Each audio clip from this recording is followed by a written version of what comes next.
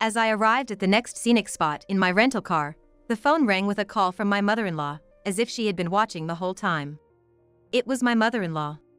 I gave my husband, David, a knowing look and answered. "Hello, Mrs. Johnson, what's up?" Her voice was frantic on the other end. "Get away from David right now. Grab your bag with your clothes and head to the bus stop by the cliffs." "Mrs. Johnson? What are you talking about?" "David's planning to attack you. He's got a gun hidden in the car." So, that was the game she was playing. I can't believe David would. "Okay, I'll leave right away." My response might have sounded a bit flat, but it seemed to have convinced her. She hung up immediately. "My name's Emily Johnson, a 29-year-old office worker. I got married to David last year, but because of the COVID pandemic, we had only registered a marriage. Now that the pandemic's effects have waned, we've been able to travel. So, we're planning our belated honeymoon. My company was understanding and gave us time off for our honeymoon even though it's been a while since our marriage. We chose a national park, eager to take lots of pictures. I'm into landscape photography. David's hobby is video editing. We've even discussed starting a YouTube channel for landscape videos. We've been living a quiet but happy newlywed life. However, there's been one concern: David's mom, Mrs. Johnson. She has always been overly fond of David, her son. Since David and I decided to get married, she seemed to have it out for me at every turn. Her subtle harassments during our meetings are a frequent occurrence. And the worst part is that she does it behind David's back. If I get praised or say something at a family gathering, she'd subtly put me down. "Did you make this stew, Emily? It's an unusual recipe for around here, but it's tasty. It's really delicious. Can you share the stew recipe? If it's simple, I'd like to make it at home." "Did you like it? I'm glad. I'll write down the recipe for you right away." "It's good, Emily. But maybe learn some traditional recipes from around here too? It'll earn you more praises." That's how it usually goes. She's not praising my unique stew, she's suggesting I stick to the local recipes and not stand out. In fact, after the relatives left and it was just me and Mrs. Johnson doing the dishes, it was a barrage of sarcasm. "Always wanting to stand out, making such a salty stew. Planning on giving our family high blood pressure or something? Scary woman." I tasted it. "Did you find it too salty? I'll go lighter on the salt next time." "I don't even want to eat your salty stew anymore. Make something more traditional next time." But then, when David comes around, her demeanor completely changes. "Emily, Aunt Susan said thanks for the stew recipe. Everyone really seemed to love your dish." "Really? That's great. What would you like to eat tomorrow, David? Emily and I will prepare it together." With a beaming smile, she'd interrupt our conversation, shifting the topic. It's so blatant that it's hard to even get angry about. It's become a bit of a joke for us afterward. The hilarious part is David's already caught on to her dual-faced behavior and subtle digs. Mrs. Johnson thinks her son doesn't notice, and takes every chance to berate me when he's not around. However, my husband David has already caught on, and even secretly records or films her when it gets too bad. David has always resented his mother's overbearing love, which is really just over-interference. Apparently, it's even crushed his dreams for the future. So, when we got married, it was David, not me, who refused to live with her.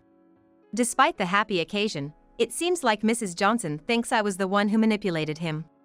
Her excessive love for her son blinds her to everything around her.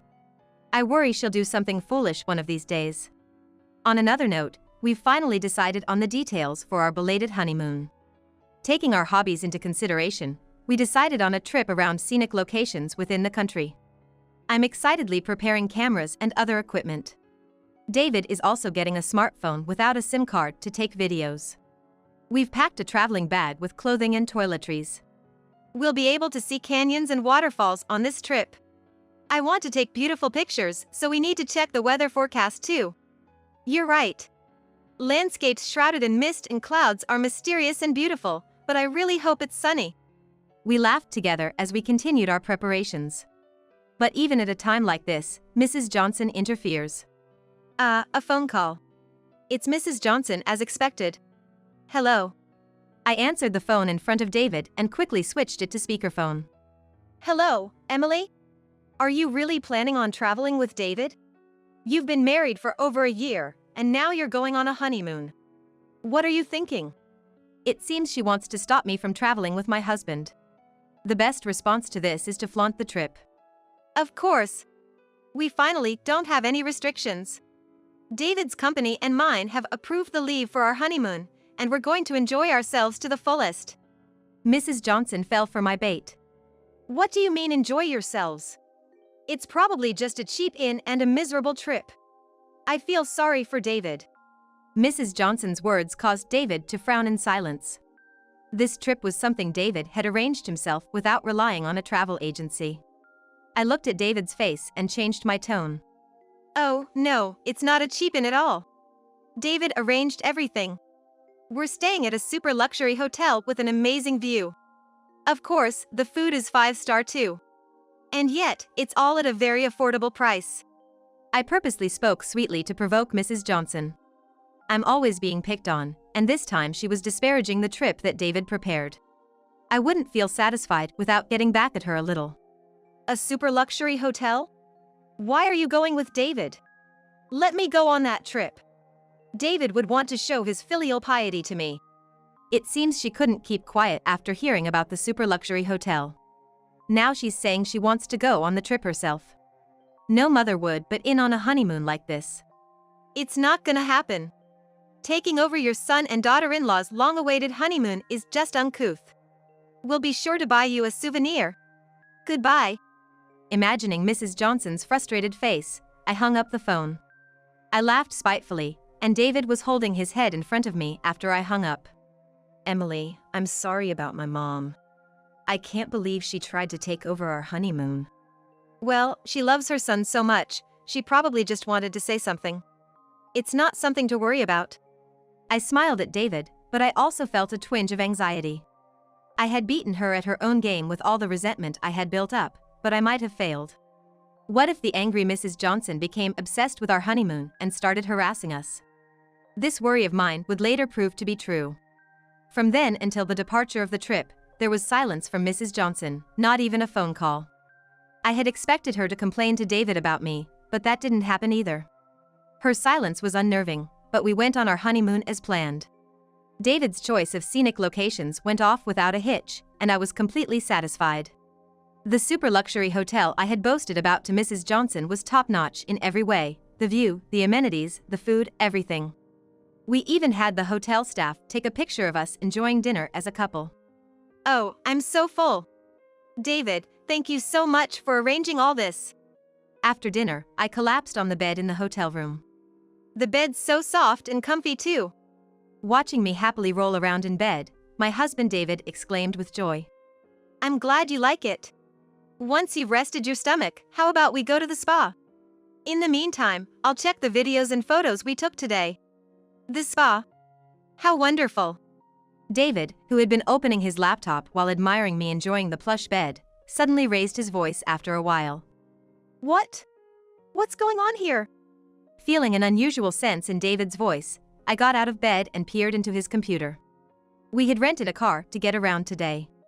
At every scenic spot we visited, we had parked the rental car and taken videos and photos, and the rental car could be seen in the background here and there. In itself, that wasn't a problem, but there were a few instances where a suspicious person, who appeared to be a small-framed woman, was lurking around the rental car. We couldn't see the face of the suspicious person, but we felt she was a petite woman. The suspicious person was occasionally opening the car door.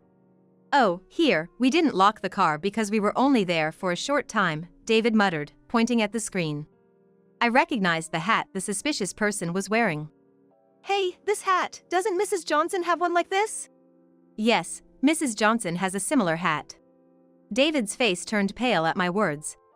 That's right, this is my mother's hat. David and I stared intently at the computer screen. The suspicious person, who looked like Mrs. Johnson, was putting something black into the rental car. It looked like she was opening the traveling bag that had been left in the rental car. Then, after a while, the suspicious person left without taking anything.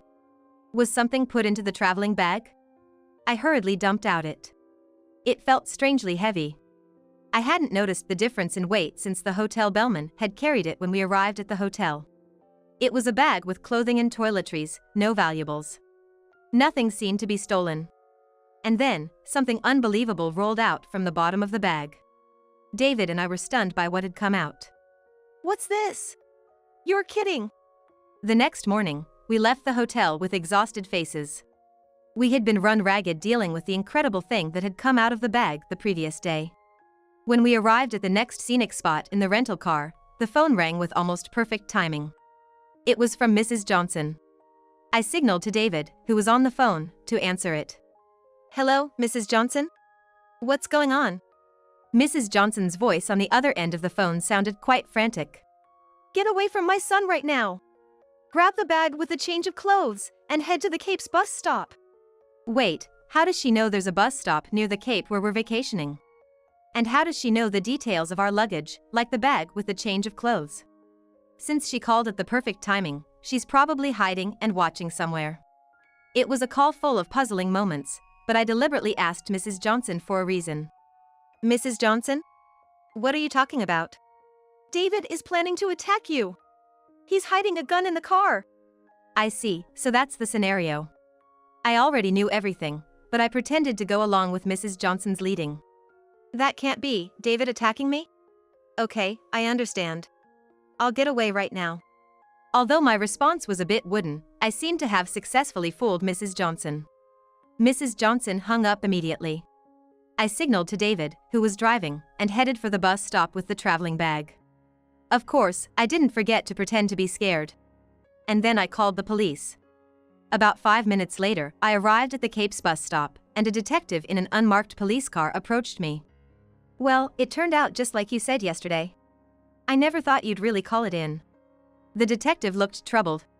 I'm truly sorry for involving you in this farce. I think David should be catching Mrs. Johnson by now, so please come with me. I headed back to the rental car, and the detective followed me in his unmarked car. From the parking lot where we parked the rental car, I could hear Mrs. Johnson's voice. Hey, David? How did you know where I was? It seemed that Mrs. Johnson had never dreamed that her wicked scheme would be exposed in advance. She was caught by my husband, hiding in the shadows of a gazebo in the parking lot. Not today. I will not forgive you today. Mrs. Johnson was frightened by her husband's demon-like expression, but she was even more astonished when she saw me returning with the detective. In my hand was a traveling bag, just as Mrs. Johnson had planned. Upon seeing it, Mrs. Johnson started to scream. Officer, arrest that woman right away. She's hiding a gun in that bag. She's trying to kill my son with it. Mrs. Johnson shouted that and smirked at me. A triumphant look on her face. I silently stood before Mrs. Johnson and dumped the contents of the bag. Out of respect for the men's eyes, the underwear was placed in a small bag so that it could not be seen.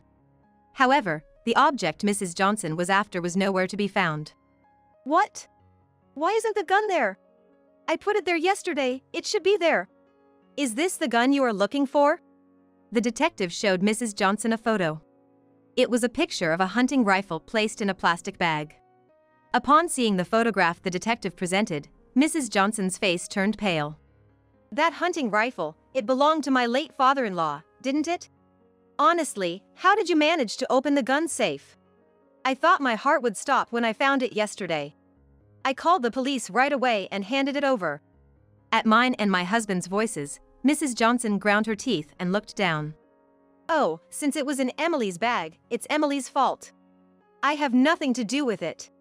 Mrs. Johnson started yelling in desperation. My husband and I sighed deeply. But then, the detective approached Mrs. Johnson with a big smile on his face. Yeah, because it was in Emily's bag, we had to ask her about it. We spent hours questioning her yesterday, even though it was supposed to be a vacation. So, how did you know the hunting rifle was in Emily's bag? Although the detective's face was smiling, his voice was low. It's no wonder he's angry. After all, the hunting rifle was taken out illegally, even though it was unloaded. But, I saw Emily put it in her bag. Mrs. Johnson, unable to look the detective in the face, desperately made excuses. Oh, so you saw Emily's travel preparations. But you and Emily's family are separated, aren't you? I chimed in with an obvious response. Of course we're separated, and we haven't let her into our house for a year. At that remark, Mrs. Johnson yelled back. Don't speak out of turn. The detective pressed Mrs. Johnson further. Oh my, were you spying on Emily's house? If so, that's a misdemeanor, and I'm gonna have to ask you to come to the station with us. Upon hearing the detective's line, straight out of a police drama, Mrs. Johnson panicked. I wasn't spying. I put that gun in there. So you can't take me involuntarily. Ah, she spilled the beans all by herself. Well, I had already said it earlier when I turned the bag inside out. The detective, who had been smiling until now, became serious. Yes, a confession. You'll be coming with us voluntarily for violating the gun law. At the detective's words, Mrs. Johnson opened her mouth in shock. What? Why? I said I wasn't spying, didn't I? Mrs. Johnson's objection was met with her son's fury. It's only natural, Mom. You don't have a hunting license, and you took Dad's gun without permission. If the father-in-law, who had a hunting license, carried it legally for the prescribed purpose, there would be no problem. But you don't have a hunting license, so taking it out of the gun safe is out of bounds. It seemed that Mrs. Johnson knew nothing about gun laws or handling. Even though the live ammunition was stored separately and not loaded into the gun itself, it's a wonder she managed to bring it this far without an accident. Yet Mrs. Johnson still resisted. But when it was found at the hotel, it must have been in that woman's bag. That woman stole it from my house. It's not my fault. At the unsightly attitude of Mrs. Johnson, her son raised his voice. Yesterday, I caught the moment on video when Mom put a gun in our rental car. Naturally, I showed it to the police. David's words made Mrs. Johnson's knees buckle. What? How did you find out? Frustration and tears welling up in her eyes, I explained in his stead. David was filming yesterday, and he caught the parking lot in the shot. We didn't notice it at the time, but when we were reviewing the video at the hotel, we saw it. Mrs. Johnson could no longer argue with my explanation. Now, Mrs. Kate Johnson. We'd like you to accompany us to the station on suspicion of violating gun control laws. The detective prompted Mrs. Johnson, who was in a state of shock, to get up. To Mrs. Johnson, David exclaimed, Why would you do something like this? Just because you don't like Emily? I've had enough. I'm cutting ties with you, Mom. At David's words, Mrs. Johnson suddenly began to scream and thrash about. Why? Why is that woman better than me? David, are you abandoning your mom? The detective forced the screaming Mrs. Johnson into the unmarked patrol car. You might not want to make too much of a fuss. When I called the house yesterday to check the gun's serial number, your son's grandmother, I guess, an elderly woman, was furious. Eek! At the detective's words, Mrs. Johnson immediately calmed down. The grandmother in question is David's grandmother. Although elderly, she's still in good health, with no signs of dementia. She's practically the head of the Johnson household. Mrs. Johnson is in a state of complete submission to her. Even though she's the head of the household, she's not an unreasonable person towards others. Whenever I visit the in-laws, she's always so happy to see me, affectionately calling me Emily dear. She's a kind person. Though strict with Mrs. Johnson about household chores, she took care of her own room and private bathroom. It must have been quite something to make her so angry. As I muttered under my breath, the detective informed me. Apparently, since your father-in-law's death, your husband's grandmother has been keeping the hunting rifle as a keepsake. But the box with the keepsake in it was ransacked the other day. Upon learning that this led to the recent commotion, she was incredibly furious. The detective exaggerated a shiver. I see, Mrs. Johnson must have ransacked her room to get the key. It's not hard to imagine her anger at having her son's keepsake disturbed. Afterwards, David spoke to the detective. I'm not gonna pick up Mom at the police station after this. At David's words, Mrs. Johnson's face changed to one of despair. The detective laughed and waved as he explained. Yeah, David and Emily, you continue your vacation. Your grandmother insists on it, and her representative is on the way here. With that, the detective left with Mrs. Johnson. David heaved a big sigh. Emily, I'm really sorry.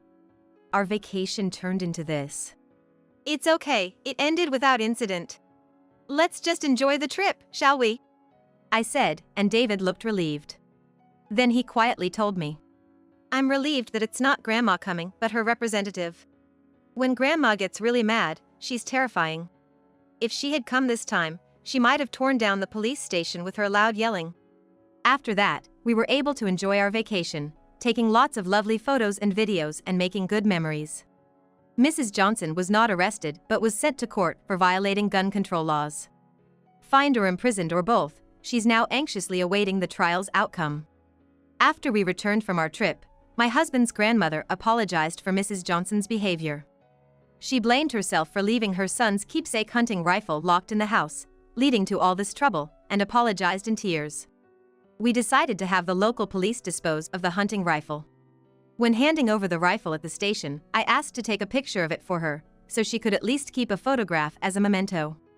My husband's grandmother, who had cried and apologized to me and David, was ruthless with Mrs. Johnson. According to a relative who went to pick her up, she lectured Mrs. Johnson in a voice that echoed throughout the neighborhood for over 30 minutes. Oh, so your grandma really does get that angry. That's why Mom always obeyed Grandma completely. Now the whole neighborhood knows about Mom's wrongdoing.